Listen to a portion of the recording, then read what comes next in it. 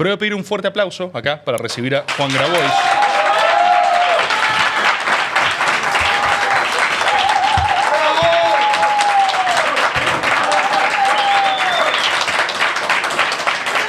Está raro la nata, me ponen acá en el chat, así que sí, supongo que es una cuestión de la papada. Esto no es reversible. Yo me sorprendí esta vez que me afeité, me está creciendo la cara hacia los costados. Yo no me lo esperaba realmente, hacia abajo, hacia los largos, pero ya está, ya está. Cada día va a ser un poquito mejor que el anterior.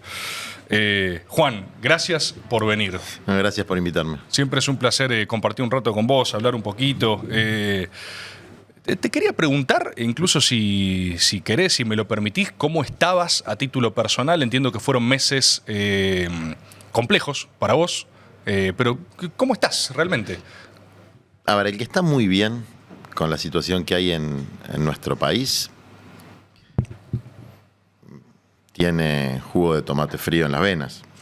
Muy bien no se puede estar cuando una proporción tan grande de la sociedad está mal y cuando hay esta suerte de ansiedad, angustia, depresión, histeria colectiva, muy bien no puedes estar. Y bueno, después están las circunstancias particulares de cada uno, que cada uno las afronta como puede, ¿no? Cada día tiene su tribulación. Y la vamos llevando y tratando de pelear por nuestras convicciones, por nuestro país, por lo que pensamos que va a ser mejor para los que vienen detrás nuestro, de la mejor manera posible. ¿Vos cómo lidias con eso cuando tenés un mal día o estás complicado en el frente personal? O sea, ¿te compartimentás y seguís en lo que es tu deber, tu propósito, un sentido de responsabilidad alto o te nubla? Estoy muy compartimentado. Ok. Estoy muy compartimentado. De hecho, nosotros tenemos una filosofía de la praxis de compartimentación. Nuestra núcleo original militante, que es del Movimiento de Trabajadores Excluidos, siempre fue un núcleo que se planteó el espacio de militancia no como un espacio de socialización y amistad, sino como un espacio de deber, ¿no? O sea, hay un sentido del deber detrás de eso. Había una frase en una época que a mí me chocaba mucho, que decía, nos mueve el deseo. No sé si la escuchaste. Sí, sí. Bueno, a nosotros nos mueve el deber, ¿no? Un sentido de responsabilidad, y entonces eso tenés que ir estamos en Domingo de Ramos, tenés que ir cargando tu cruz. Y el Papa decía acariciar la cruz, ¿no? El sufrimiento de cada día, acariciarlo y que forme parte del sentido de propósito, específicamente del sentido de lo que uno siente por lo que está haciendo, y tratar de vivir la cotidianidad de la manera más responsable posible para no dañar y para transmitir amor también, porque la vida pública y la vida privada tienen que tener una cierta consistencia, una cierta coherencia. Acá santo no es ninguno, somos todos pecadores, pero parte de nuestro método tiene que ver con la ejemplaridad y con la simplicidad de vida. Te escucho hablar y no puedo no pensar que hay una tensión entre esa cosmovisión y el ideario más, para simplificarlo, progresista de los últimos años, del campo, llamalo nacional y popular, si querés. ¿Cómo choca eso? Yo lo asocio a esto, nos mueve el deseo, ¿no? O sea, la intimidad también es política, politizar la intimidad, una cosa de un ideario, de pasarla bien en el proceso. Si uno deja de pasarla bien, algo está mal, o al menos eso te lo dicta el psicoanálisis, ¿no? Entonces, ¿qué está pasando?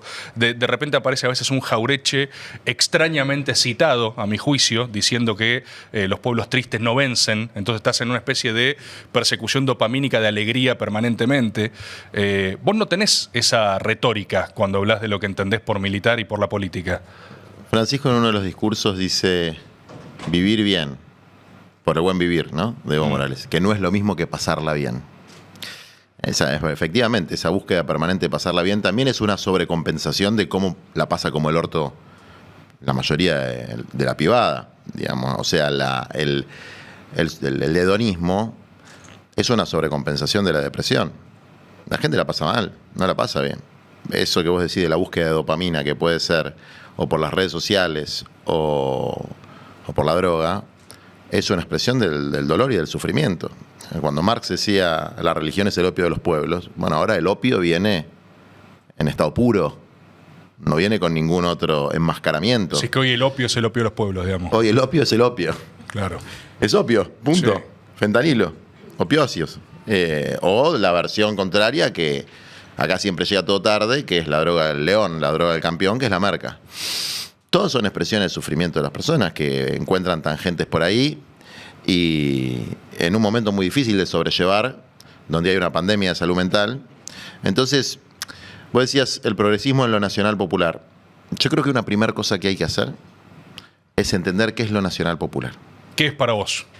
Eso tiene un origen y tiene una historia. Tiene un origen en el romanticismo alemán, en Herder, cuando se empieza a recuperar el concepto de pueblo-nación en el marco de la Ilustración liberal, ¿no? El romanticismo que empieza a buscar la cosa suprarracional. Y de eso es heredero Gramsci en Europa, y también son herederos nuestros libertadores, empezando por Miranda, ¿no? Que encuentran en lo nacional popular Latinoamérica o Iberoamérica.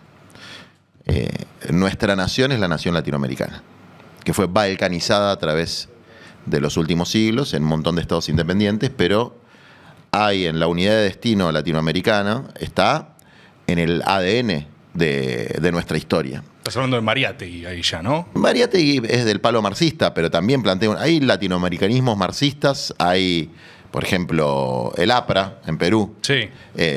Lázaro Cárdenas, Bolívar, San Martín, Belgrano, con el planteo de la monarquía incaica. Es decir, lo nacional popular tiene que ver con, primero, una disputa contra el elitismo cosmopolita ilustrado, donde la racionalidad era el único elemento fundante de la civilización. Entonces, ese elitismo cosmopolita ilustrado puede tomar la forma de progresismo o puede tomar la forma de disciplinamiento civilizatorio, pero no tiene la poesía y la mística de los pueblos. Un pueblo es su historia, son sus mitos. Eso es lo que hace de un pueblo. Y nuestra historia y nuestros mitos, nuestros héroes, son latinoamericanistas, son latinoamericanos. Entonces, en lo nacional popular hay una cuestión de sentido y sentimiento, hay algo que va más allá de la racionalidad, que no se puede importar como una receta, y encima que la importamos generalmente tarde, ¿no? O sea, nuestra... más allá del progresismo, porque también lo reaccionario, pues pareciera ser que las alternativas que hay en el mundo son el globalismo woke o el nacionalismo cipayo reaccionario. Y hay dos pensadores interesantes norteamericanos, ¿no? Dos figuras norteamericanas son interesantes para analizar que esto no es tan así, que son Steve Bannon y Bernie Sanders. Lindo. Sí, es un debate interesante porque vos fijate que, a diferencia de lo que plantea Elon Musk, Steve Bannon plantea un nacionalismo popular de los estados opresores, que eso es importante de entender. Bueno, no es lo mismo el nacionalismo popular nuestro, latinoamericanista, argentino, de cuidar a un pueblo pobre, que un nacionalismo imperialista. Pero Steve Bannon plantea que los demócratas abandonaron a la clase obrera norteamericana, abandonaron los intereses sociales norteamericanos y plantea una guerra contra las élites económicas, incluyendo los tecnofeudales como Elon Musk. Sí, de manera Wall Street, literal. literal. No, y tiene una frase muy buena de una entrevista que le hacía a New York Times, que nosotros la usábamos en unos cursos de formación, que es: los billonarios no entregan nada si no les pones una pistola en la cabeza. No entregan gratuitamente su tasa de ganancia ni sus grandes fortunas. Y Bernie Sanders dice algo parecido. Pero en el aspecto cultural está esta cuestión de la ilustración progresista, que tiene muchos elementos positivos, porque permitió la ampliación de un montón de derechos civiles y de minorías, que las minorías también constituyen parte de los pueblos, y que se utiliza el adjetivo woke, que la verdad que es, de nuevo, una forma de degradar un movimiento popular extraordinario, que fue el de Martin Luther King, porque eso surge de la lucha de los negros por sus derechos sociales, sus derechos civiles. La traslación del woke acá para mí tiene poco No tiene ningún sentido. Y allá uso. es una denigración de cómo los negros, que son mayoría, sectores muy grandes, populares, que han sido económicamente segregados, se defendían. Digamos. Bueno, te hago una pregunta Pero con déjame eso. terminar la idea. Sí. ¿Cuál es el punto? Que del otro lado, y que está pasando con la Argentina, que se asimila un cierto conservadurismo popular, nacionalismo popular, con la deshumanización. Es decir, ¿cuál es el problema mayor que tiene la política de, por ejemplo, Steve Bannon? Que los migrantes pasan a hacer cosas, que son objeto de deportación, que pueden ir a un campo de concentración como es Guantánamo y no se le mueve un pelo a nadie. Entonces, en las alternativas que hay, no hay una alternativa humanista. No se ve una alternativa humanista. Esa es un poco la tercera posición que nosotros, por historia y por convicción, planteamos. Que no es el globalismo progresista y tampoco es el imperialismo reaccionario. Y eso lo tenemos que tratar de trabajar en la Argentina porque esta cuestión pendular que hay, que un día somos todos parte de la marea verde y al otro día somos todos conservadores y despectivos hacia eso, no es bueno. Pues son modas ideológicas. No tiene raíz. Y nosotros tenemos muchas raíces, digamos, no necesitamos grandes renovadores ni grandes refundadores. El movimiento nacional popular en la Argentina tiene raíces muy profundas y un poco habría que ver una perspectiva más rosista de la cosa, que nosotros tenemos que restaurar las leyes. Te iba a hablar de Rosas. Te iba a hablar de Rosas y aparte te iba a hablar... Primero me alivia escucharte hablar de Steve Bannon, porque para mí hay algo ahí que no estamos dando cuando se analiza el contexto geopolítico de la propia interna de Estados Unidos. ¿Vos serías un banonista de izquierda? Bannon sería un graboicista de derecha. Ahí va. Vamos a decir. Ahí va. Pero te pregunto, mira, si vos haces... Steve Bannon le gusta debatir con Bernie Sanders o con Ocasio-Cortez, no con Biden. ¿Qué quiere decir eso? Que hay dos cortes posibles. Lo que acá diríamos izquierda progresista, derecha conservadora, que es un corte que no tiene ningún sentido. El corte que tiene sentido es arriba y abajo. Y en el corte de arriba y abajo, ahí hay puntos de contacto entre este conservadurismo popular y una, si se quiere, una visión humanista revolucionaria, que es la que tenemos nosotros. ¿Y la perpendicular no es nación, entonces? Lo que pasa es que, insisto, nosotros tenemos que ver si... Acá te traje ¿Qué me trajiste? una cosita que nosotros usamos, pedagógica, se llama el poliedro de Vita. A ver si lo tengo acá. No sé si me agarra de costado. No hay nación sin pueblo y no hay pueblo sin nación. ¿Qué quiere decir? En lo nacional, en lo que es nuestra... Hay que reconstruir ciertos órdenes, restaurar ciertos órdenes. El orden socioeconómico, vos fíjate ahí los lados del cuadrado donde está Evita, ¿no? Un orden geoestratégico, un orden institucional y un orden intergeneracional, geoestratégico, socioeconómico. Cada una de esas cosas tiene para nosotros un significado, ¿no? En lo institucional hay que entender que la Argentina está devastada institucionalmente. Que la última ratio del Estado, que es el Poder Judicial, es una cueva de mafiosos, para un lado, para el medio, para el otro, todo tarifado, que las instituciones básicas democratizantes que amplían los derechos sociales, como la educación y la salud, que son las fundamentales, funcionan muy mal.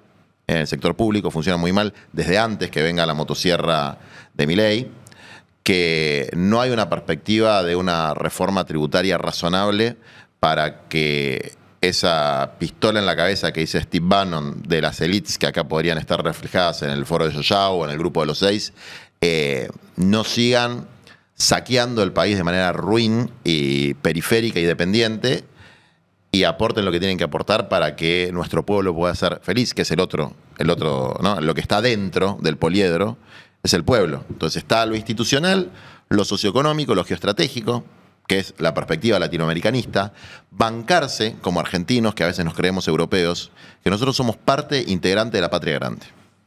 Y eso es toda esa línea histórica que yo te decía de pensadores, Perón, Lázaro Cárdenas, que después fue el famoso No al ALCA del 2005, que fue el punto más alto de unidad latinoamericana en el siglo XXI, que estaba Evo, que estaba Chávez, que estaba Néstor Kirchner, que estaba Mujica, que estaba Lugo, y que hoy tiene alguna continuidad con Sheinbaum, López Obrador, con Petro, que se califican demasiado ligeramente de progresistas, porque en general son, sobre todo López Obrador, ¿no? Es un humanista popular. De hecho, él se autodefine como un humanista. Por eso yo uso mucho el eje humanismo, porque es un eje que nos permite la conversación dentro de la patria grande, dentro de los que tenemos la idea de que hay que reconstruir la logia Lautaro, que hay que reconstruir una visión que después, por la intervención del imperialismo angloamericano, se convirtió en lo que es hoy y que va en esa dirección de balcanización, ¿no? Entonces pasamos de la patria grande, de las Provincias Unidas de Sudamérica, a la República Argentina, y ahora pasamos a el neuquenismo, el porteñismo, el misionerismo, el buenosairesismo, una fragmentación permanente del espacio territorial y un retroceso en una visión geoestratégica que incluye que un presidente empiece a plantear la autodeterminación de un invasor, que empiece a plantear el acceso de una potencia extranjera a la Antártida a través de nuestros puertos. Es decir, una degradación del rol geoestratégico de la Argentina y de Latinoamérica en el mundo. Y una visión muy cortita de que nosotros somos un momento en el tiempo. Vos tenés hijos, yo tengo hijos, probablemente tengamos nietos. Nosotros vivimos un momento en el tiempo. Y no poder priorizar el tiempo sobre el momento es un problema para una nación. No tener perspectiva, no tener pertenencia, no tener esta idea, y vuelvo a Rosas, de que hay que restaurar determinados órdenes que se fueron quebrando. Y que son órdenes que están muy arraigados a la historia de lo nacional popular en la Argentina, que tiene las 3 banderas peronistas y que tiene las 3 banderas del Papa. Justicia social, soberanía política, independencia económica, tierra, techo y trabajo. No son grandes novedades, pero son cosas que siguen teniendo una raigambre muy profunda. Entonces, adentro del poliedro Evita, adentro de la estructura de lo que tiene que ser la nación, está el pueblo. El pueblo buscando su felicidad. Y la felicidad no se decreta. No existe un decreto nacional, un DNU que diga a partir de ahora somos todos felices. Pero sí tiene que haber ciertas condiciones básicas para poder desarrollar para que cada uno pueda buscar su felicidad, para que vos, yo, podamos buscar la felicidad. Déjame hacer un asterisco ahí con lo que vos traías, porque me interesa aparte la discusión de contenido. Estamos en un momento donde las internas carecen de contenido o parecen carecer de contenido. Vos me traes discusiones de la doctrina nacional argentina, si es que la hay, y las discusiones al respecto de integrarse o no con Patria Grande. Hay una discusión vieja, que es una tensión, si la tuviéramos que ubicar rápidamente, diríamos más por izquierda, al respecto de si uno, viste, la tensión entre el peronismo y la izquierda, por así decirlo, ¿no? ¿Qué tan de izquierda es el peronismo? ¿Qué tanto se repelen mutuamente? Vos me nombrabas más los procesos latinoamericanos que son más hijos para mí del marxismo, la aplicación del marxismo en Latinoamérica y los que lo interpretaron de esa manera. Me hablabas también de Rosas. ¿Tenés otra historia o otra línea historiográfica en Argentina? Si hablas de Rosas, se puede hablar del Pepe Rosa, por ejemplo. Historiador que hace una lectura del rosismo con un fuerte corte nacional, capaz podríamos decir conservador popular, como vos lo englobabas en algún momento, pero que algo de discusión para mí tiene interesante con este presente, que es que si vamos a rosismo en su periodo histórico tuvo que discutir con un proceso de liberalización fuerte, ¿no? Que representaba a muchas personas, que era la luminaria de Europa, lo que se viene ahora. Rosas se apalanca en una extracción popular y religiosa, cristiana y de hispanidad, de reivindicación de una cultura hispánica incluso. ¿Vos pensás que hay algo de eso para este presente también? Es que la línea nacional popular latinoamericanista no puede prescindir del carácter mestizo de nuestros pueblos. No puede prescindir de la hispanidad y no puede prescindir de los pueblos originarios. Porque ese es otra de los giros reaccionarios y estúpidos del nuevo conservadurismo popular. Los mapuches son chilenos. No, papi, no te confundas. Estudia historia. La logia Lautaro viene de Luftaro, que era el toqui, el comandante principal del pueblo nación mapuche. Es decir, nosotros somos... esto es una palabra que desarrollaron en Bolivia, pero efectivamente hay una plurinacionalidad dentro de nuestra nación. Somos una nación de naciones, el famoso crisol de razas. Hay un elemento de hispanidad, desde luego. Hay un elemento vinculado a los pueblos originarios y hay un elemento de criollidad, de americanidad, de originalidad en nuestro proceso histórico. Entonces, si uno va a los orígenes del peronismo es una alianza entre los descamisados, los militares nacionalistas y los católicos de la Rerum Novarum y de los 40 años de la Rerum Novarum, que es Pío XII y León XIII, digamos, que son los que crean la doctrina social de la Iglesia fundada en el concepto de justicia social. El concepto fundacional de la doctrina social de la Iglesia es la justicia social. Entonces, ¿qué es la justicia social? Y ahí tenemos el mejor criterio de justicia del mundo, se inventó en la Argentina, que es donde hay una necesidad, nace un derecho. Es decir, uno puede mirar desde una perspectiva amplia, que parece de alto nivel intelectual, los grandes órdenes que requiere la Argentina, el socioeconómico, el estratégico, el institucional, el intergeneracional, podríamos usar otras palabras. Pero eso, si no está al servicio de la justicia social, de la felicidad del pueblo, de la posibilidad de que cada uno pueda buscar su felicidad, y eso implica que se haga efectivo ese derecho que emerge de la necesidad, es decir, lo que legisla es la necesidad. Restaurar las leyes, como le decían a Rosas, implica restaurar el criterio de justicia de Evita, que es, hay una necesidad, hay un derecho. Y eso no se negocia. Eso es a los tiros si tiene que ser. Hay una necesidad de vivienda, hay un derecho. Y ese derecho no puede ser conculcado. Hay una necesidad de alimentos, es un derecho. Necesidades no son deseos, ¿eh? Necesidades son los pisos básicos de humanidad, de dignidad que requiere cualquier individuo, cualquier familia y cualquier pueblo. Y eso en la Argentina hoy está totalmente hackeado. Es decir, hoy no hay criterio de justicia. No hay criterio de... No hay una estrategia de poder para ejecutar esa justicia, para realizar ese criterio. No hay una perspectiva de un marco de alianzas, como la hubo durante el peronismo, que había claridad en cuál era el marco de alianza nacional para llevar adelante la doctrina y la comunidad organizada. Lo que hay son algunos elementos identitarios que así como vienen se van, así como vino el elemento que podríamos llamar el progre despectivamente, viene el poronga peronista, ahora, que es un problema, porque no tiene nada que ver con el peronismo. El peronismo es un sentimiento de amor inclusivo y no es sectario, no es excluyente. Y el poronga peronista no entendió nada. No entendió que hay que abrazar las múltiples identidades de ese poliedro que es nuestro pueblo.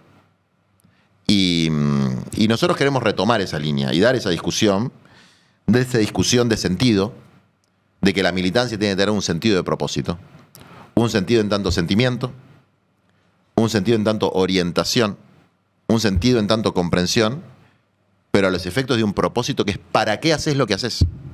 Que vale para la militancia y vale para la vida. O sea, vos cuando te levantás, no te digo todos los días, pero por lo menos una vez por mes. Sí, ¿para qué? ¿Para qué hago lo que hago? ¿Para qué vengo a Blender? ¿Qué estoy haciendo con mi vida? Es una buena pregunta en Blender, ¿eh? Juan, escúchame ahí. Me la hago ahí. yo. ¿Para qué vengo acá? ¿Para qué venís? Bueno, vengo para tratar de transmitir una idea. Sí. Vengo para tratar de transmitir una cosmovisión compartida por un montón de compañeros que tenemos como propósito, por el cual estamos dispuestos a hacer sacrificios, que es otro tema que bien decías vos antes. Me mueve el deseo. No, a nosotros nos mueve el deber. Y ninguna transformación se hace sin sacrificios, personales y colectivos. Hay que estar dispuestos a hacer sacrificios. Domingo de Ramos. Entra Jesús con un burrito. El ingreso de Jesús en Jerusalén. En un burro. En un burro. Hay una cosa muy interesante ahí en el Evangelio. Jesús le dice a los discípulos, vayan a buscar al burro. Y díganle al dueño que después lo voy a devolver. ¿Qué quiere decir él? Él hace su ingreso triunfal, por decirlo de alguna manera. El fervor del pueblo. Los hipócritas que le dicen a Jesús, deciles que se callen a los que están alabándote como Salvador y como Mesías. Y él les dice algo que pienso, cada vez que veo una marcha y hay quilombo, pienso en esta frase. Si ellos no hablan, hablarán las piedras. Yo cuando veo volar una piedra en una protesta, nunca tiro una piedra en mi vida, ¿eh? A mí no me gusta eso. Pero pienso en esa frase. Si ellos no hablan, hablarán las piedras. Es decir, si no está la dirigencia, si no está la gente reclamando por la justicia social, alguna piedra va a volar, ¿eh? Eso tarde o temprano va a ser así. Ahí hay en tu cosmovisión. Déjame cerrarte la idea esta de Jesús.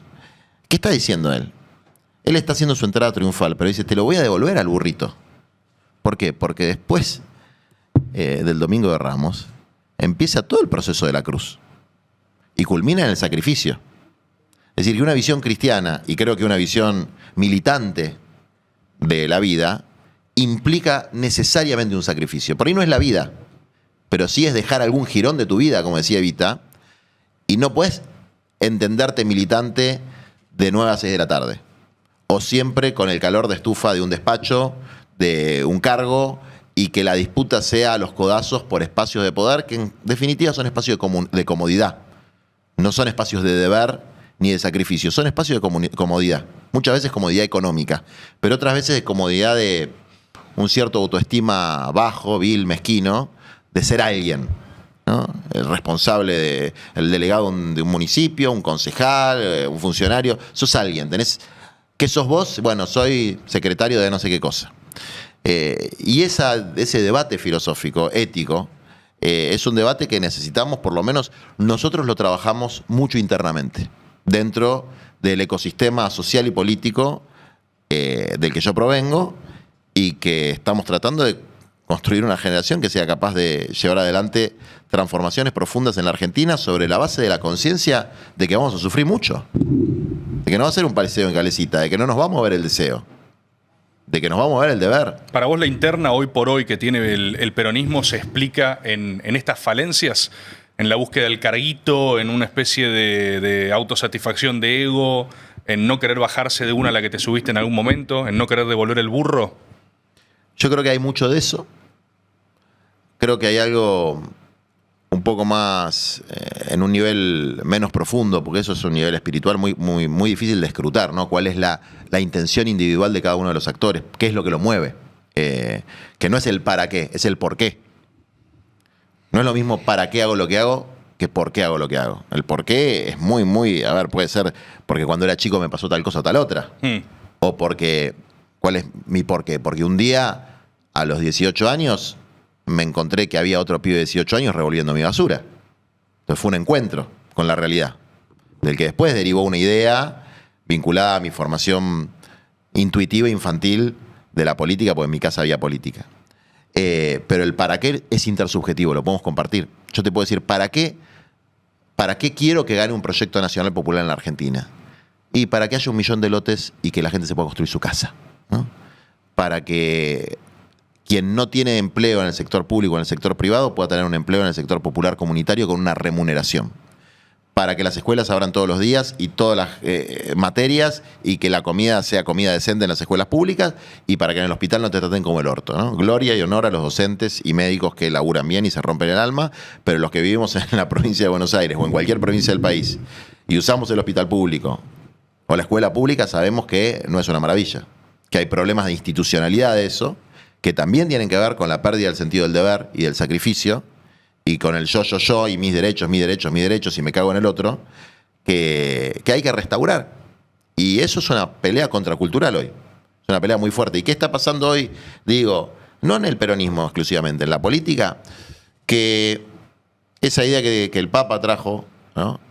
Que es mejor impulsar procesos que ocupar espacio, no se está verificando. Que uno no ve un proceso. Y cuando no hay un proyecto común, hay disputa. Cuando vos no tenés un proyecto común, si nosotros dos no tenemos un proyecto común y estamos en el mismo espacio, vamos a terminar disputando el espacio. De hecho, algo que te quería preguntar es, no termino de tener claro el proyecto o los proyectos en disputa. Vos hace unas semanas decías que te habían hinchado las pelotas todos, mandaste todos a la concha de su madre. Después, ahora Kicillof puso una fecha. Te voy a citar probablemente mal, pero vos decías algo así como, es como una interna que Axel no se anima a terminar de dar, o sea, como una especie de tensión que tampoco se cristaliza, con argumentos que tampoco se vociferan. Entonces es una especie de interna secreta, pero que todo el mundo conoce. ¿Vos crees que ahora capaz se evidenció? O sea, puso una fecha. ¿Hay más claridad con cómo se da ese marco de disputa para adelante? A mí sigue sin importarme. Yo el día que hice eso solté con algo. Que es tratar, porque la verdad que tratamos mucho. Con el poco poder que tenemos tratamos mucho. ¿Vos estabas medio de mediador de eso? A ver, queríamos tratar de facilitar que con nuestro cuadrante del movimiento nacional, sí, que es el cuadrante que siempre orbitó alrededor de Cristina, que Cristina nunca fue nuestra conducción, lo digo cada vez que puedo decirlo. Nunca obedecimos ni vamos a obedecer a Cristina, pero gratitud por lo que hizo como presidente de la República Argentina, que mejoró la vida de los argentinos, que mejoró la vida de los más pobres en la Argentina. Le faltó un montón, pero mejoró la vida de los más pobres en la Argentina. Entonces, gratitud a Cristina. Nosotros no vamos a hacer nada para limar a Cristina, pero tampoco vamos a hacer algo para limar al gobernador de la provincia de Buenos Aires, ¿no? Eso es una locura. Entonces dijiste, hablemos, voy a hablar, yo hablo con los dos. Bueno, entonces hicimos una propuesta muy concreta, porque acá después, si uno baja del lugar donde debería estar un militante, que es pensando en cómo hacer 1 millón de lotes con servicio, arreglar las escuelas, arreglar los hospitales, en este momento particular de la Argentina, cómo aniquilar políticamente al enemigo, que es Javier Milei, que no es un rival, es un enemigo, y hay que aniquilarlo políticamente, aplastarlo a tal punto que nunca más se pueda levantar, porque es un traidor a la patria, es un estafador serial, es un hambriador del pueblo, es un ejecutor de la miseria planificada, y además es el marcador de prueba del staff permanente del saqueo, que es Bullrich, Sturzenegger, Caputo, que están siempre, que si querés después podemos profundizar en lo que representa como arquetipo de la destrucción este gobierno.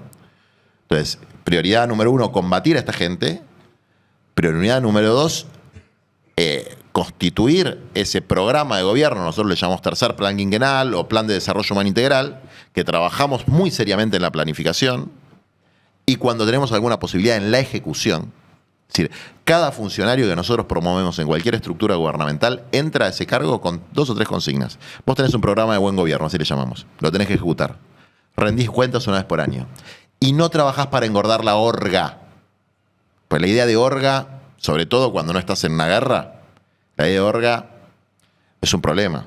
O sea, creer que existe algo así como la disciplina vertical en el siglo XXI, además con personal político muy blandengue, que no está dispuesto a sacrificar una... Bueno, eso es un error, es una falsa representación de la realidad. No ves las prioridades en orden. Entonces, yo no veo, hay un problema de prioridades. Y después hay un problema de efectivo de poder que se podría haber resuelto, vamos a decirlo de alguna manera, civilizadamente. Bueno, ahora hay un par de... No quiero entrar mucho, pero yo percibo que hay un par de personas, algunas por negligencia, otras porque no saben cómo hacerlo, otras muy, muy, muy por conveniencia, que agarraron el jarrón y lo tiraron al piso. Y lo único que se va a poder hacer es agarrar la gotita y pegarlo. Pero va a quedar todo rajado. Es que te lo puedo preguntar en criollo, porque sos la única persona que conozco con ese nivel de proximidad, que habló con los dos y que hizo un esfuerzo en una dirección. ¿Por qué es la discusión? La discusión es sobre quién tiene la centralidad en la política argentina del campo opositor ahora. Esa es la discusión. Después hay discusiones que son más de detalles electorales. ¿Vos crees que Cristina no pensaría en Axel como una buena sucesión de sí misma? Yo no voy a hablar de eso. No voy a hablar de eso, porque, insisto, ya solté con ese tema. Yo te voy a decir cuál es mi deseo, qué es lo que quisiera que pase. ¿Qué quisieras? Yo quisiera que nuestra fuerza argentina humana, plantarla nacionalmente e ir por afuera de todo. Ese es mi deseo. Vamos a decir mi... ¿Cómo se dice? Fantasía. Hay 2 bandas ahí que juegan, ¿viste? Como las bandas cambiarias, bandas, el sí. 1000 y el 1400. Una es el sectarismo, no caer en el sectarismo. Y otra es la responsabilidad. Al mismo tiempo, en un año legislativo, vos podés plantear las discusiones que quieras en algún punto. Es así. Hay que tener cuidado, sobre todo cuando se disputan senadores, porque perdés el senador por la minoría y eso perjudica la posibilidad de ponerle límites a mi ley. Pero efectivamente, en la legislativa vos podés decir, nosotros tenemos una pertenencia, tenemos una identidad con el movimiento nacional y popular. No queremos romper con eso. No queremos ser lo nuevo. No queremos ser el futuro. Nosotros somos parte de una historia. Esta idea de... a mí me irrita. Aparte, sobre todo, cuando el futuro es con unas caras más... que no tienen mucho de futuro. Pero a mí me irrita la idea de la ruptura con la continuidad histórica. Lo que hay que hacer, en todo caso, es retomar las tradiciones nacional populares en la Argentina que dieron resultado para el pueblo, que le dieron tierra, techo y trabajo a los argentinos y que tuvieron una visión de integración latinoamericana. Entonces, parar una fuerza humanista, nacional, con un método, con una disciplina, con una ética de la ejemplaridad, bueno, eso yo creo que mejora nuestro movimiento y que después ese jarrón se pueden reconstruir, pero sobre otras bases. ¿Y lo vas a hacer? Por eso te digo, es un deseo. Y ese deseo tiene 2 flejes. Sí, el del sectarismo. Claro, no, y es que nosotros tenemos que ir por el medio de esos 2 flejes. No convertir nuestra fuerza, que es extraordinaria. Yo voy a cada provincia, a cada pueblo, y siempre hago una ronda con 40, 50, más allá de los actos, que nos va muy bien, pero militantes. Y es esa combinación, que creo que es una combinación que es muy buena para hoy, de los descamisados, de las negras, los negros, los pibes, las pibas y los intelectuales. Juan, vos me decías entonces que la discusión es por la centralidad en la oposición en la República Argentina hoy por hoy? Es una discusión que vos, al haberte hinchado las pelotas, te declarás prescindente ahora de esa discusión, decís, listo, no me interesa, no es por ahí. No, a mí me interesa que la centralidad esté en Argentina Humana. Independientemente de la persona. Independientemente de la persona, porque son un conjunto de ideas y de propuestas bastante sencillas. Es decir, y quien la quiera liderar, que las tome. Ninguna familia sin techo. Comida para todos. La comida tiene que estar para todos. A ver, no importa si tu papá es un narco o es un santo. El pibe tiene que comer. No puede ser que en el país de las vacas no se pueda tomar leche, no se pueda comer carne, y en el país del trigo estemos importando fideo de Egipto y no haya pan para los pibes. Que el maple de huevo esté 8 lucas y que ese no sea el problema en Central. la República Argentina. O sea, el problema se reduce al maple de huevos. La proteína más barata que había en la Argentina, ahora no se puede comprar. Entonces, quien esgrima esas banderas, quien esgrima la bandera, yo lo hablo mucho con los compañeros nuestros que son docentes o que son personal de salud. A ver, sobre todo los que tienen responsabilidad de dirección, los directores, los jefes de área. Flaco, vas todos los días y cumplís el horario entero y te rompes el orto. Y si no, al paredón. Si no, sos un traidor a la patria. Si no, sos peor que Milei. Si vos, que tenés una responsabilidad con los pobres de la tierra, que es estar todos los días en el hospital y todos los días en el aula, no la cumplís y encima tenés un rango de dirección, está todo mal. Y esa disciplina popular de perspectiva comunitaria hoy no se puede discutir en nuestro campo. Es como, vos no querés que le hagan duelda, decís lo mismo que Vidal. No, papi, no te confundas. Yo eso lo conozco como el dedillo, porque mis compañeros tienen clase 2 veces los hijos de Nati Saracho tienen clase 2 veces por semana y comen mierda. Y cuando van al hospital Evita de Lanús, y la verdad que los tratan como el orto. Entonces yo tengo claro que hay docentes y personal de salud que son héroes y heroínas. Y tengo claro que cobran mal. Pero también tengo claro que si la educación pública y la salud pública no se reestructura sobre la base de un derecho que es el derecho que origina todo, que es el derecho del paciente y del alumno, no del médico y del docente. El derecho originario es el del paciente y del alumno. No se restablece ese orden conceptual en nuestro campo y chao. Entonces, ¿a mí qué me importa si se desdoblan las elecciones mientras no tengamos claro que el problema es el maple de huevo, es el jubilado que no puede comprar los remedios, son mis compañeros que no tienen un pedazo de tierra para construir su casa, o que le matan a los hijos y no tienen siquiera la plata para comprar el cajón donde los van a enterrar? Y si esos no son los problemas centrales, yo no quiero discutir nada más. Ahora, si esos son los problemas centrales, después sí, pelémonos el lomo para encontrar cómo acomodar las miserias y las individualidades, los egoísmos o las legítimas aspiraciones de cada uno. Pues también es difícil saber cómo determinás quién es el mejor y quién no para un determinado cargo o para una determinada función. Es muy difícil. Hay mucha subjetividad ahí. Desde luego yo voy a promover a los que yo considero que son mejores, pero por ahí Cristina considera que otros son mejores y tiene sus argumentos. Entonces o Axel o cualquiera, esas discusiones, esas disputas son legítimas, pero son legítimas en la medida que haya un proyecto común. Y yo no lo veo. Te quiero preguntar... y nosotros estamos empujando ese proyecto común. Mira, te voy a dar un ejemplo de lo que pasó en Capital Federal. Tuvimos rompiendo las guindas con que tenía que haber un tercio de la representación, tenían que emerger de las clases populares. Ser gente que vive en los villas, ser gente que trabaja en la economía popular, o ser empleado. Bueno, en los 8 primeros lugares hay 3 laburantes. Tapitu Salvatierra, que vive en una villa. Está Mariana, que pasó 13 años laburando en una fábrica y otros 13 años recuperando pibes de las adicciones. Y hay una compañera que tiene 25 años encima de encargada de edificio. Entonces, bueno, hay un mérito de la política partidocrática, del Gordo Olmos particularmente, sí. Puso laburantes, hizo equilibrio entre las fuerzas políticas, puso gente muy joven. Hay una idea política atrás de eso. Te puede gustar más o te puede gustar menos, pero ahí hay una idea política. Cuando de segunda va una mujer que no conozco, pero que es la decana de la Facultad de Medicina, que además es especialista en salud mental, vos estás diciendo, bueno, la universidad pública, la salud pública y la salud mental. Hay una idea política atrás de eso. Y adelante de eso el mejor candidato, el que más mide. Más allá de si tiene méritos que me gusten más o me gusten menos, que yo creo que Santoro los tiene, que tiene muchos méritos, sobre todo porque es un tipo estudioso, estudia los problemas de su distrito. Pero es el que más chance electoral tiene. Y atrás de eso hay una idea política. Bueno, ¿por qué no podemos hacer eso a nivel nacional? ¿Y por qué se produce esta balcanización del proyecto nacional en microdisputas municipales y provinciales? Porque se perdió el sentido de propósito, se perdió la visión estratégica, se perdió el método, no hay método. En el peronismo siempre hubo método. El método de los cupos, el cupo femenino, el cupo sindical y el cupo político, era un método para establecer cómo iba a funcionar la representación política en la Argentina. Se perdió la discusión filosófica, se perdió la discusión sobre la planificación estratégica, los planes quinquenales, se perdió la discusión sobre los objetivos de realizaciones concretas. Entonces, mientras no haya esas discusiones, yo por lo menos no voy a participar.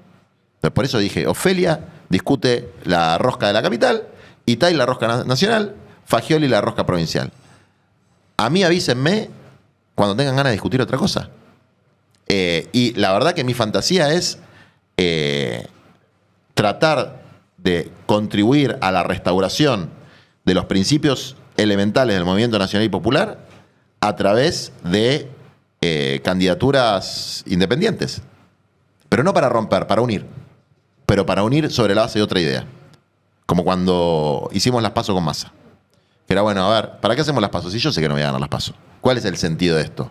Entonces algún imbécil decía, no, buscar votos por izquierda, no es ese sentido. El sentido es, terminaron las PASO, yo me siento con Massa y le digo el programa de los lotes con servicio. Pues yo no voy a poder influir en la política de Massa, pero sí puedo influir en 2 o 3 cosas. Y dicho y hecho, le presentamos el programa y sacó la resolución antes de que sean las elecciones, creando el registro único de solicitantes de lotes con servicio, y se anotaron 1 millón de familias argentinas. Entonces, que 1 millón de familias argentinas tengan un terreno y tengan una vivienda, para mí eso es una transformación. Yo me puedo morir tranquilo si dejo eso. Ojalá podamos hacer más cosas que eso, pero ya eso es un montón. Tener tu cueva. ¿Vos tenés casa? No. Bueno, con suerte te vas a poder comprar una casa, salvo que heredes. Con suerte. Imagínate los que están abajo que tuyo en la escala social. Apenas son siervos del alquiler. Dejan la mitad de su tiempo de trabajo en el alquiler. Y en la Argentina, que tenemos un territorio tan extenso, no puede resolver que cada familia tenga su cueva. Es medieval, peor. Es de Manchester del siglo XVIII. Eso son las cosas que quiero combatir y por las que quiero pelear. No quiero que no lleguemos con tiempo y tranquilidad a hablar, sí que lo mencionabas al pasar, del gobierno del presente. Estamos en las vísperas de la efectivización de un anuncio que el gobierno hace el viernes, ¿estoy diciendo bien? El viernes, el viábado. Al respecto de esta quita del cepo, ¿no? Pasar una flotación, ellos con una arenga fuerte, ¿no? El gobierno celebrando una especie de normalización de la República Argentina. Estoy expresando sus argumentos linealmente. No hay superávit fiscal, hay orden macroeconómico. Ellos argumentan que no es lo mismo que ha pasado antes, en tanto las veces que se ha ido este tipo de endeudamiento y flotación, vos no tenías superávit, entonces ahora hay condiciones macroeconómicas para sostenerlo, no tenías, no sé, la masa en pesos en el LIC, lo voy a decir mal probablemente, pero leen, bueno, estamos dando las condiciones de saneamiento de la Argentina. ¿Qué pensás de eso? ¿Qué pensás que pasa mañana? ¿Así que querés aventurar algo de eso o del diagnóstico? Hay un primer elemento, porque a mí me gusta más hacer el diagnóstico proyectando lo que debemos hacer nosotros. A ver. Primer elemento, que es el superávit fiscal, el superávit comercial y la inexistencia de un cepo cambiario, son cosas que nosotros tenemos que hacer. Están bien. El problema es cómo las hace Milei y a costa de qué las hace Milei. El superávit fiscal lo hace a costa de la destrucción de los saberes jubilatorios de la gente más vulnerable de la Argentina. Eso explica el 40 o el 50% del superávit fiscal. Le robó la jubilación a la gente. Entonces eso no, así no va el tema del superávit fiscal. ¿Cómo se obtiene el superávit fiscal? Cuando el ingreso del Estado es superior al egreso. ¿Estamos de acuerdo? Sí. Bueno, hay otra forma de resolver eso, que es cobrarle impuestos a los oligarcas y a los multimillonarios, que es como se resuelve desde la perspectiva popular. Después hay una cuestión vinculada al superávit comercial. Si el superávit comercial es únicamente exportar materia prima porque tiene un valor alto hoy en los mercados de los commodities, sí, la verdad que es un problema para el desarrollo de las fuerzas productivas en la República Argentina. No va así tampoco. Y después, este tema del cepo se hace sobre la base de una nueva estafa al pueblo argentino, que es el endeudamiento con el Fondo Monetario Internacional. Desde que Macri tomó la deuda en el 2018, no pagamos $1 de capital y pagamos 12.000 millones de dólares de intereses. ¿Y para qué sirvió eso? Para generar una falsa sensación de estabilidad 4 o 5 meses. Entonces, esto es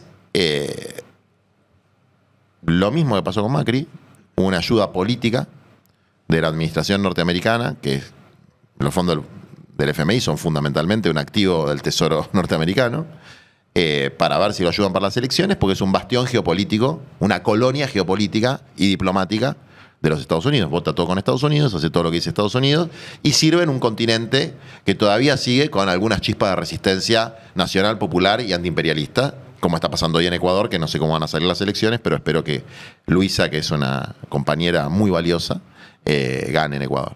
Entonces, eso es un aspecto, ¿no?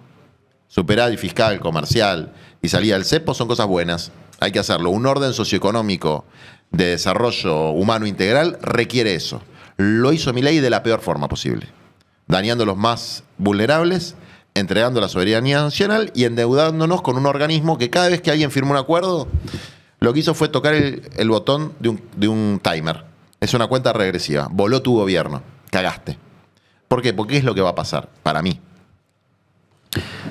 Va a haber una apreciación, o sea, ¿vas a necesitar más pesos para comprar dólares? Sí.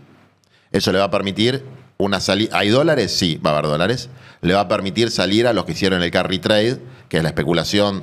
Digamos, vos vendés los. ¿Querés que lo explique esto? La gente sabe qué es el carry trade.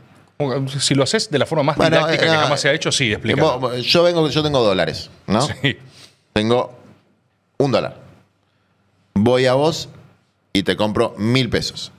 Agarro los 1.000 pesos, compro bonos que me dan un interés de la puta madre. Después vendo lo que yo gané, 2.000 pesos, y me quedo con $2. ¿De dónde salieron los dólares? Del Banco Central. ¿Quién va a poner los dólares del Banco Central ahora para que se pueda hacer ese carry trade? El Fondo Monetario Internacional. ¿Quién se va a quedar con la deuda? Vos, yo, nuestros hijos y nuestros nietos. ¿Para qué sirve ahora? Para que no se le vayan a la mierda las variables macroeconómicas y los dólares paralelos. Está diciendo es lo mismo que en el macrismo. Exactamente igual. Es un calco que en el macrismo. ¿Cuánto puede durar? La verdad que no lo sé. Y después hay un aspecto que es, bueno, muchos prevemos que va a haber, se va a ir a 1.300, 1.400, el oficial, 1.350. Y eso es una devaluación objetiva. Y una devaluación del 20-25% es que te afanaron el 20% de tus ingresos en dólares. O sea, tu salario en dólar perdió el 20%. Porque para comprar dólares necesitas más pesos, es una obviedad. Y lo que puede pasar, que no sabemos cuánto va a ser, es el pass-through, que es cuánto de la devaluación va a la inflación. A precio. Y lo más probable es que la inflación se mantenga en los niveles altos que tiene hoy, que es un 6% de alimentos a nivel nacional, 5.9%.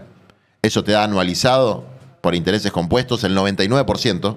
Es decir, hay un 100% de inflación anual de alimentos, y eso es lo que explica por qué nuestra gente va a comer cada vez menos proteínas. Va a comer cada vez más mierda. Asterisco ahí. Me interesa saber tu opinión particularmente en esto. El gobierno celebra haber bajado la pobreza. Hasta te escuché decirlo en algún lugar, me parece, pero que aumentaron los planes sociales. ¿Vos en eso qué lees? Porque así como decís, reventaron las jubilaciones. ¿No ves en eso una medida de cuidados, por ejemplo? Es un gobierno planero. Es un gobierno que quiere contener a la clase peligrosa, el nombre de uno de mis libros, o sea, a los que lo pueden poner contra las cuerdas, que no son, perdón, lo digo con todo el respeto del mundo, de las estructuras sindicales, pues yo soy muy respetuoso de las estructuras sindicales y de la CGT. No va a poner contra las cuerdas al gobierno la CGT. La van a poner los pobres, los descartados, los marginados. Entonces, es la política del palo y la zanahoria. La zanahoria Barreta, que es haber duplicado el monto de los planes sociales, básicamente la UH y la tarjeta alimentar, que son planes sociales, muy buenos, ¿no?, para algunas cosas, pero destruido el poder adquisitivo de la economía informal. Entonces, efectivamente, mantiene una contención y una amenaza permanente de represión, ¿no? Porque Patricia Bullrich se especializa en lo que vendría a ser la nueva doctrina de seguridad nacional.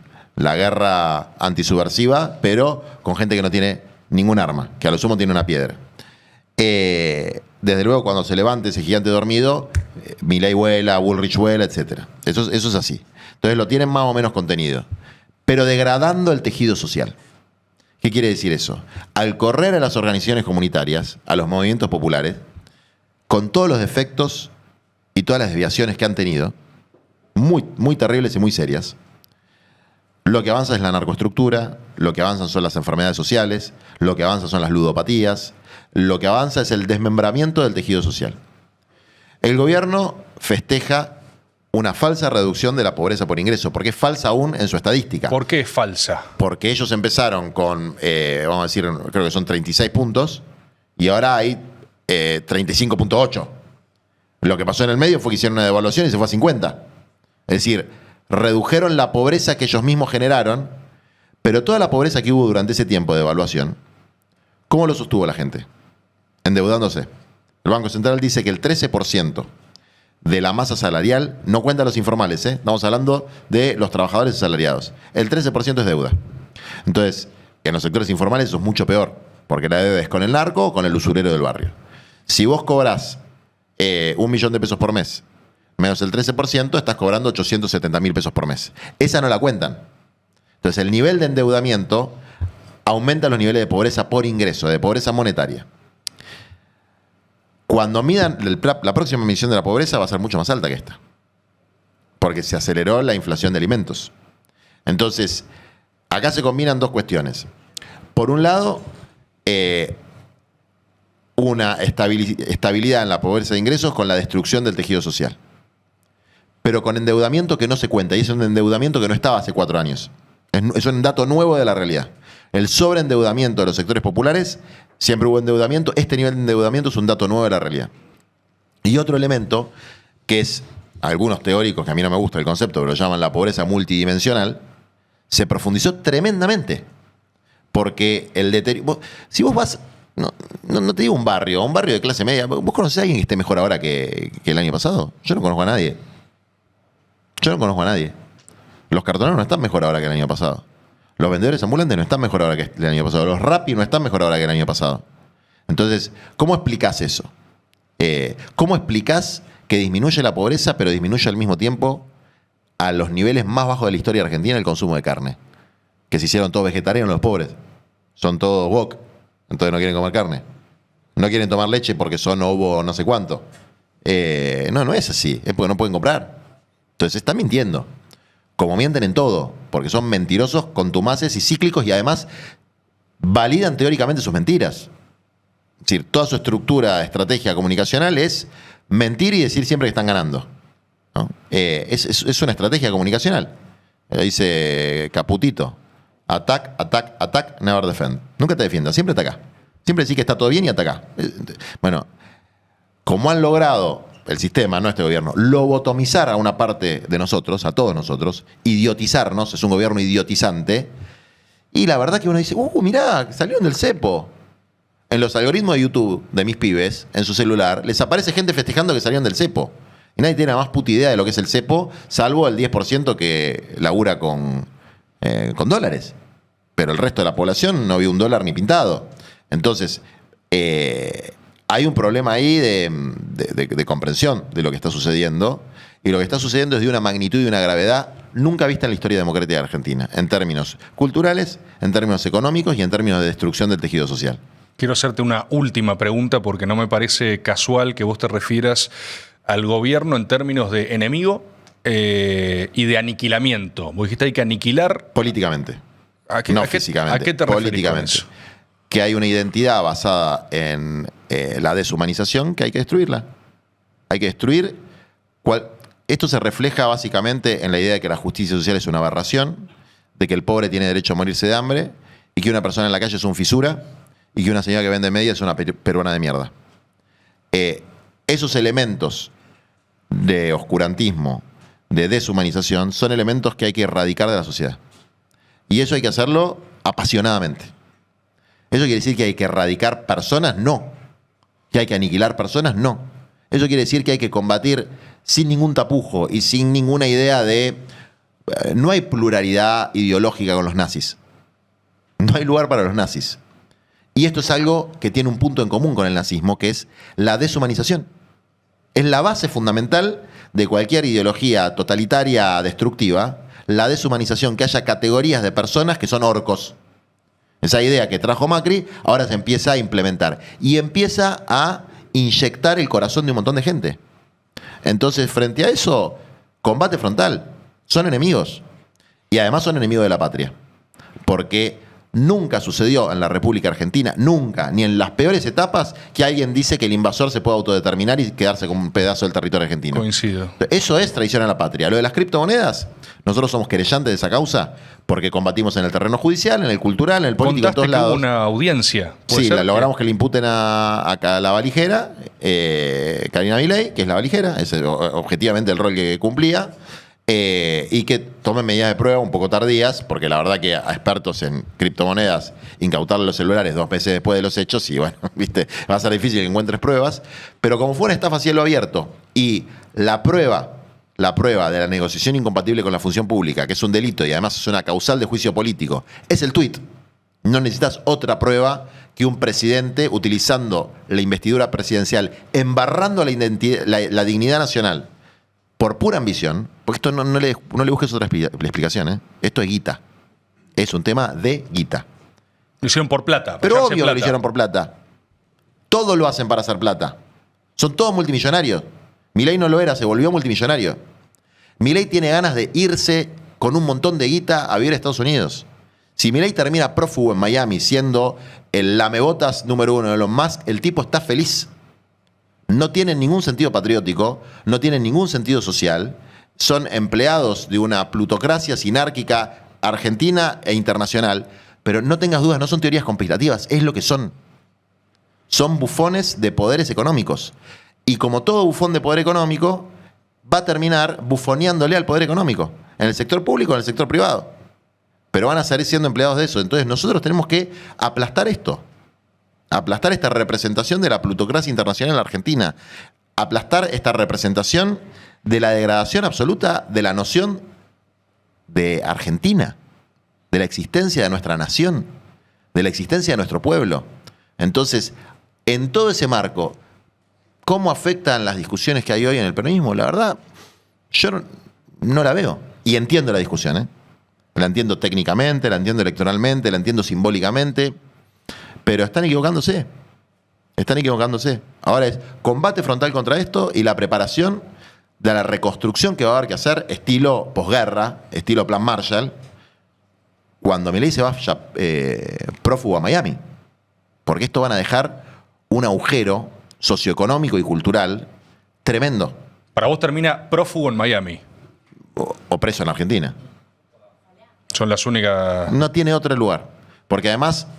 A Caputo no le va a pasar, a Sturzenegger no le va a pasar, a Bullrich no le va a pasar, pues ellos son del staff permanente, ellos tienen un contrato por tiempo indeterminado con el imperialismo financiero. Milei es un bufón y Roma no paga traidores. Milei es un bufón de Roma, es un empleado ad honorem de Roma y Roma le va a soltar la mano y el tipo va a ir en cana porque dejó todos los dedos manchados, porque no tiene la sofisticación de otros estafadores globales de hacer las cosas de una manera un poquito más difíciles de probar. Es evidente lo que hizo. Entonces, o termina preso o termina prófugo en algún lugar que le dé asilo. Muy probablemente en Miami. Como tantos traidores a la patria grande latinoamericana. ¿Algo más, Juan, que quieras decir antes de terminar? Que así como digo esto así fervorosamente y que son palabras duras, que en el fondo de esta concepción lo que hay es amor a los que están sufriendo en nuestro país, que es el sentido de combatir por esa gente que no tiene tierra, no tiene techo, no tiene trabajo, que es lo más lindo que puede hacer un militante, que en realidad es lo único que importa. En el fondo, los descamisados, los más pobres, los que no tienen lo que deberían tener para poder buscar su felicidad, son lo único que importa en la política. Lo demás es cotillón. Juan, muchas gracias por venir. Sí, un aplauso también acá para la charla que hemos desarrollado. Espero que la hayas pasado bien. Lo pasé bien.